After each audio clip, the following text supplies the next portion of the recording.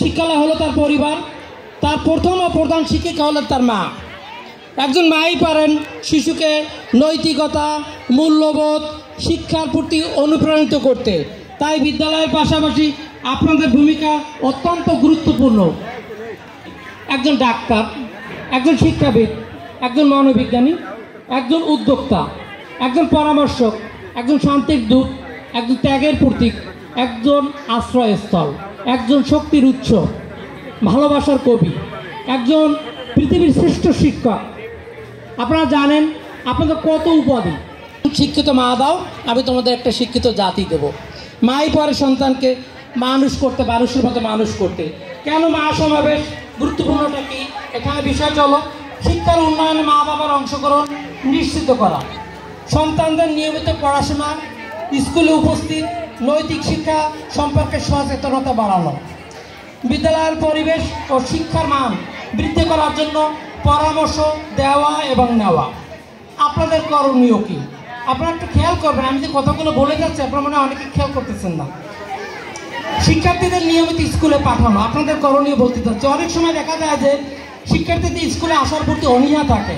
মা যদি সন্তানকে উৎসাহ দেয় তবে তারা আরও আগ্রহী হবে। বাড়িতে পড়াশোনার পরিবেশ নিশ্চিত করতে হবে। শিশুরা বাড়িতে কিভাবে পড়াশোনা করছে কি না সে বিষয়ে নজর রাখা জরুরি। শৃঙ্খলা ও নৈতিক শিক্ষা প্রদান, বিদ্যালয়ের পাশাপাশি ঘরেও শিশুকে শৃঙ্খলাবোধ ও নৈতিকতা শেখানো একান্ত জরুরি। শিক্ষকদের সাথে যোগাযোগ রাখা, আপনার সন্তান বিদ্যালয়ে কেমন করছে তা জানতে শিক্ষক ও প্রধান শিক্ষকের সাথে নিয়মিত যোগাযোগ রাখবেন। এটা আমার অনুরোধ। যেহেতু আমার কিছু গার্ডিয়ান, বিশেষ করে আমি নবম শ্রেণী আরসের মা আছে, তিনি প্রতি সপ্তাহে একবার খোঁজ দেন। আমি অন্য কোনো গার্ডিয়ান পাইনি যে তারা তার সন্তানের ব্যাপারে উদ্বিগ্ন বা খোঁজ দেন। এরকমই হওয়া দরকার। সন্তানের সৃজনশীলতা বিকাশে সহায়তা করা, শুধুমাত্র পাঠ্য বই নয়, অন্যান্য দক্ষতা যেমন সাহিত্য, সঙ্গীত, চিত্রকলা, খেলাধুলায় তাদের আগ্রহ বাড়ানো। আমাদের অঙ্গীকার, আমাদের বিদ্যালয় সবসময় চেষ্টা করছে সেরা মানের শিক্ষা নিশ্চিত করতে।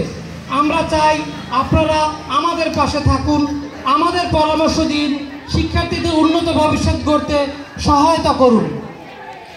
আসুন আজকে আমরা এই মহা সমাবেশের মাধ্যমে আমরা সবাই একসাথে শপথ নিই, আপনাদের সন্তানদের শিক্ষিত, সুশৃঙ্খল, আদর্শ মানুষ হিসেবে গড়ে তুলব।